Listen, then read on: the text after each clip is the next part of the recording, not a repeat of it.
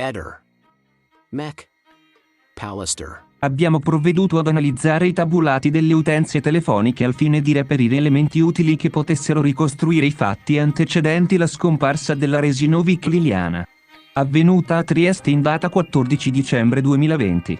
I telefoni di Liliana Resinovic sono rimasti all'interno dell'abitazione di quest'ultima e, quindi, acquisiti in data 23 dicembre 2022.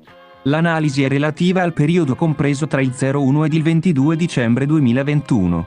L'utenza 8877 è intestata a Resinovic Liliana. L'utenza risulta attiva dall'anno 2013, dopo l'acquisto presso lo store Wind di via Battisti 20. La stessa ha prodotto traffico fino alle ore 23:58 del 22 dicembre, data ultima di elaborazione dei tabulati. Nel periodo successivo alla scomparsa della Resinovic, il traffico telefonico relativo alla componente voce è diretto in via quasi esclusiva in ingresso. Sul telefono in questione le celle agganciate risultano essere in via quasi esclusiva quelle di via De Marchesetti 21 e via San Pelagio 15, entrambe compatibili con l'abitazione di via Verrocchio. Nel corso del periodo di utilizzo, l'utenza risulta essere stata abbinata sempre ed esclusivamente al medesimo codice IMEI, corrispondente ad un telefono cellulare di marca Apple modello A2101. iPhone XS Max, in merito alla cui analisi è già stata redatta specifica annotazione in data 6 gennaio 2022. La principale interlocutrice del numero risulta essere l'utenza 70218, intestata a Sterpin Claudio. Gli eventi di traffico telefonico con tale utenza, tutti relativi al traffico voce, risultano avere cadenza quotidiana, anche con più chiamate registrate nel corso della stessa giornata, e che trovano sviluppo in orario prevalentemente mattutino. Altra utenza con significativo numero di contatti è la 6112, intestata a Resinovic Sergio, fratello della donna. Va precisato, però, che la maggior parte dei contatti tra queste due utenze si sono sviluppate successivamente alla scomparsa della Resinovic Liliana e, pertanto, si tratterebbe, verosimilmente, di conversazioni trattenute con il Visintin che, in quel periodo, aveva ancora la disponibilità del telefono. Come già descritto in merito all'utenza del fratello, la maggior parte delle altre comunicazioni registrate sull'utenza oggetto di analisi, sono relative a contatti avvenuti, in via prevalente, dopo la scomparsa della donna. Antecedentemente si registra uno scarso numero di comunicazioni e, come detto, sviluppate in via quasi esclusiva con Claudio Sterpin. Di possibile interesse investigativo si può considerare la chiamata ricevuta alle ore 19:32 del 18 dicembre 2021 e della durata di oltre 31 minuti dall'utenza 4662 intestata a Covalero Fulvio. In tale occasione, quest'ultimo interlocutore agganciava il ponte radio di via San Pelagio 15, pertanto una cella compatibile con la propria residenza sita in strada per Longera. L'utenza analizzata aggancia quasi esclusivamente ponti radio in provincia di Trieste, con assoluta priorità per quelli di via De Marchesetti e via San Pelagio, entrambi compatibili con la residenza della donna. Nella mattinata del 1 dicembre, mercoledì, tra le ore 09:10 e le ore 14:49 circa, l'utenza sviluppa traffico dati impegnando, in modo alternato, i ponti radio di via Costalunga, via dei Soncini 42, via del Follatoio 7 e via Molino a Vento, collocandosi, pertanto, in zona compatibile con l'abitazione dello Sterpin in via d'Alessio. Tale situazione va relazionata al fatto che si ha evidenza di una comunicazione in ingresso sull'utenza della Resinovic, proveniente da quella dello Sterpin, alle ore 08:19 del 1 dicembre. Della durata di 5 minuti circa, con entrambe le utenze che agganciano celle compatibili con le rispettive abitazioni. Dopo un'ora circa, il telefono della Resinovic, sempre continuando a sviluppare traffico dati, inizia uno spostamento che lo porta ad agganciare la cella di via dell'Istria 16. Alle ore 09:10 circa e da dove, un paio di minuti dopo, esegue una chiamata della durata di 14 secondi alla volta del telefono dello Sterpin, come riferito da quest'ultimo. La donna era solita avvisarlo del proprio imminente arrivo a casa sua. Da tale momento in poi e fino a poco prima delle ore 15, il telefono della Resinovic continua ad agganciare, come detto, celle compatibili con il luogo dell'abitazione dello Sterpin, che ricordiamo essere sita in via d'Alessio. Nel corso della successiva giornata del 2 dicembre, alle ore 11, 08, dopo aver avuto alcuni contatti con l'utenza dello Sterpin, a partire dalle ore 14:01, l'utenza della Resinovic inizia a sviluppare traffico dati in Slovenia dopo essere transitata. Quale ultimo ponte radio in Italia su quello di via Petronio a Muggia e, pertanto, in prossimità del valico stradale di Rabuiese. La Resinovic ha poi fatto rientro in Italia alle ore 17:17 percorrendo il medesimo valico stradale. Nel corso del pomeriggio della giornata del 03/12, tra le ore 15:40 e le ore 17:15 circa, vengono agganciate celle localizzate a Sistiana.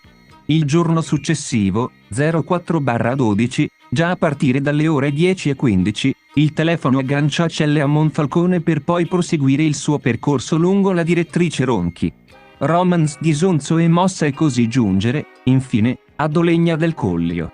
Successivamente ripercorre un percorso simile, a ritroso, stazionando fra le ore 15:15 e le ore 17:15 circa in una zona coperta dal ponte radioposto presso il campo da baseball di Ronchi dei Legionari. Nel corso di tale giornata, l'unico contatto telefonico che l'utenza della Resinovic ha con quella dello Sterpin è successivo al rientro della donna in zona di residenza. In data 05/12, l'utenza della Resinovic aggancia celle compatibili con l'abitazione dello Sterpin tra le ore 15:12, cella di via Molino a Vento 93, intervallate con quelle di via Matteotti 30 e via Visinada 42, e le ore 15:40 circa. Successivamente si sposta a Muggia da dove, alle ore 16:55, contatta lo Sterpin il quale aggancia una cella compatibile con il proprio luogo di residenza di via D'Alessio. La conversazione ha una durata di 3 minuti e 25 secondi.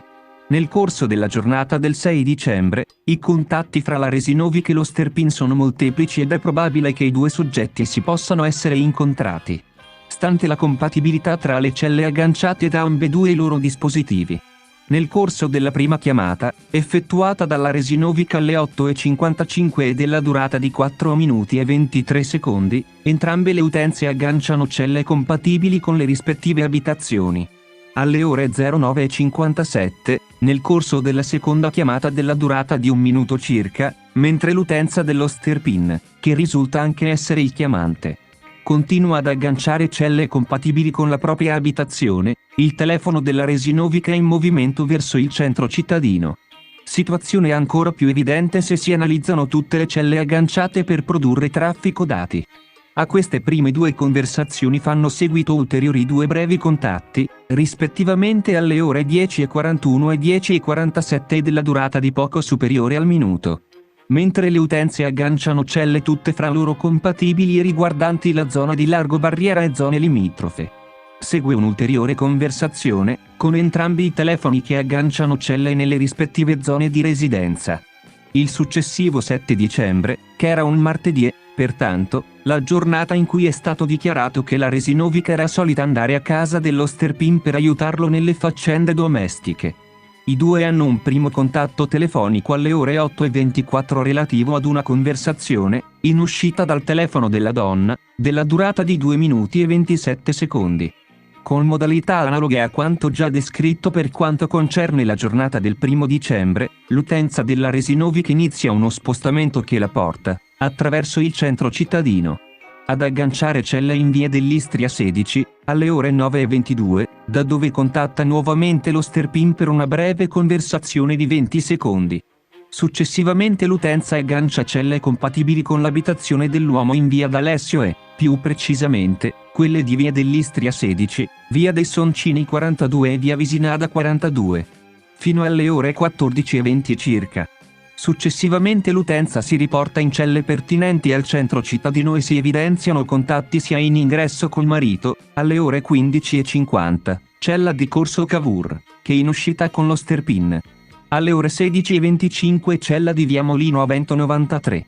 Nel corso di quest'ultima conversazione appare chiaro che l'uomo non può però trovarsi a casa in quanto aggancia celle nel comune di San Dorigo della Valle e, dai tabulati al momento a disposizione, non è possibile definire se lo Sterpin, a seguito di tale conversazione, possa avervi fatto ritorno o meno in tempi brevi. Fino alle ore 17:27, l'utenza della Resinovic continua, quindi, ad alternare le celle di via Molino a Vento 93 e via Matteotti 30, per poi fare rientro in zona di residenza. Nella giornata dell'8 dicembre, la Resinovic, a partire dalle ore 11:20 circa, inizia uno spostamento fino a Romans di Sonzo dove staziona fino a poco dopo le ore 17. Successivamente fa rientro a casa. Non si ha evidenza di contatti con l'Osterpin. Ulteriore contatto fra l'Osterpin e la Resinovic, in uscita dal telefono di quest'ultima, si registra ore 8:29 del 9 dicembre. Durante tale conversazione, della durata di quasi 12 minuti, entrambe le utenze agganciano celle di pertinenza delle rispettive abitazioni. Nel corso della giornata si susseguono altri tentativi di chiamata o brevi conversazioni tra entrambi i dispositivi che agganciano celle delle rispettive zone di residenza. Successivamente ai contatti mattutini con l'Osterpin, il telefono della Resinovic, a partire dalle ore 11:16. Inizia uno spostamento che lo porta a transitare lungo un percorso sovrapponibile a quello autostradale fino a Udine, area nella quale staziona fino alle 17 circa. Per riprendere poi il viaggio alla volta di Trieste in zona di residenza. Da quest'ultimo luogo si sviluppano le sopra riportate chiamate pomeridiane con l'Osterpin. Il giorno 10-12, dopo una brevissima chiamata di soli 7 secondi effettuata dalla Resinovic all'Osterpin, mentre il proprio telefono si trova in zona di residenza. La donna inizia uno spostamento verso il centro cittadino durante il quale, alle ore 09:41, riceve una chiamata dall'Osterpin che, invece, si trova verosimilmente nella zona di Barriera Vecchia, in quanto aggancia le celle di via di Leo e di via del Bosco. Nella successiva chiamata, ricevuta alle ore 10:04, la Resinovic si trova ancora nel rione di San Giovanni agganciando la cella di via San Cilino. L'ultima chiamata registrata fra le due utenze nel corso della giornata del 10 dicembre, è avvenuta alle ore 13:03 in uscita dal telefono della Resinovic. Vede entrambe le utenze che agganciano celle fra loro compatibili e, specificatamente, quella di via Carducci per la Resinovic e quelle di viale 20 settembre e piazza Goldoni per l'Osterpin. In tale frangente non è da escludere, quindi, che i due soggetti si possano essere incontrati o che già lo avessero fatto in precedenza. A riguardo si sottolinea il fatto che l'utenza della Resinovic, nel corso della giornata del 10 dicembre, ha continuato ad agganciare celle relative al centro cittadino fra le ore 10:30. Cella di Largo Barriera Vecchia, zona dove, peraltro, già si trovava l'Osterpin, e le ore 13:30, cella di via Carducci e, pertanto, poco dopo l'ultima conversazione sostenuta con l'Osterpin. In orario successivo, dove non si registrano ulteriori comunicazioni fra le due utenze, il telefono della Resinovic aggancia ininterrottamente celle compatibili con l'abitazione dell'Osterpin. Consuete celle di via del Molino a Vento 93 e via dei Soncini 42, fino alle successive ore 15:10 circa, quando inizia un nuovo spostamento alla volta della sua abitazione di via Verrocchio. Nel corso della giornata dell'11/12, l'utenza della Resinovic aggancia celle in provincia di Gorizia a partire dalle ore 10:30 circa, Campo Sportivo di Mossa e, successivamente, Capriva del Friuli. Sagrado e Fogliano di Re di Puglia, fino alle ore 18:40, Monfalcone, lungo quello che, verosimilmente, è il viaggio di rientro a casa che si conclude alle ore 19:30 circa. Analoga situazione si registra anche nella giornata del 12 dicembre. In tale occasione, però, la meta del viaggio va individuata nella zona di grado dove l'utenza staziona fra le ore 11:30 e le ore 15:40 circa, per poi trattenersi in zona coperta dalle celle di via Visinada 5 e via Dalviano 29 a Trieste fino alle ore 18:20 circa ed, infine, fare rientro in zona di residenza. Nel corso di tali giornate non si registra nessun contatto reciproco con l'utenza dell'Osterpin, con il quale i contatti riprendono il 13 dicembre quando, alle ore 08:44, si registra una chiamata in uscita dal telefono della Resinovic della durata di 16 minuti e 2 secondi, entrambe le utenze agganciano celle di pertinenza delle rispettive abitazioni o, più precisamente per quanto concerne la Resinovic, zone limitrofe.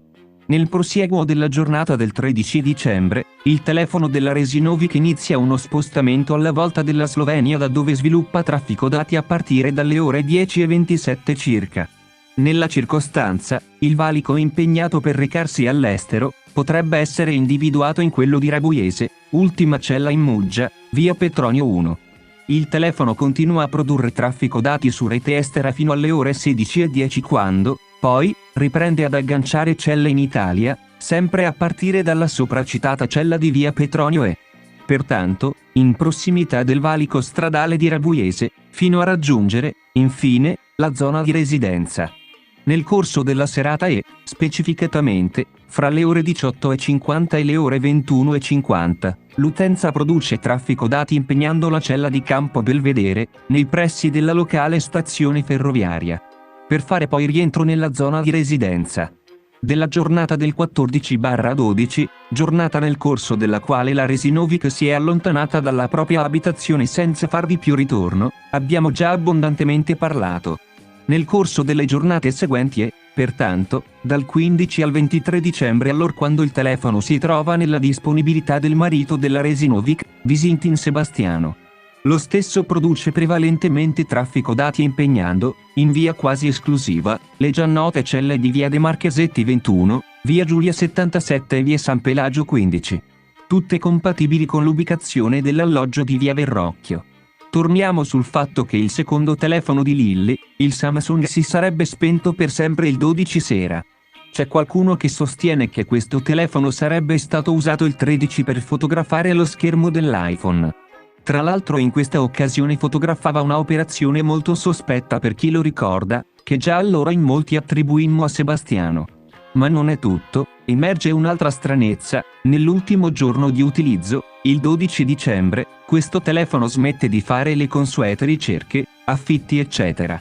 Le uniche informazioni che cerca sono riguardanti la Formula 1, grande passione nonché alibi di Fulvio Covalero.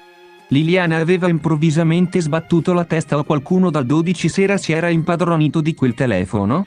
Se così fosse sarebbe ovvio che Liliana il 14 aveva intenzione di andare al centro Wind a comprare un telefono in sostituzione di quello che le era stato sottratto.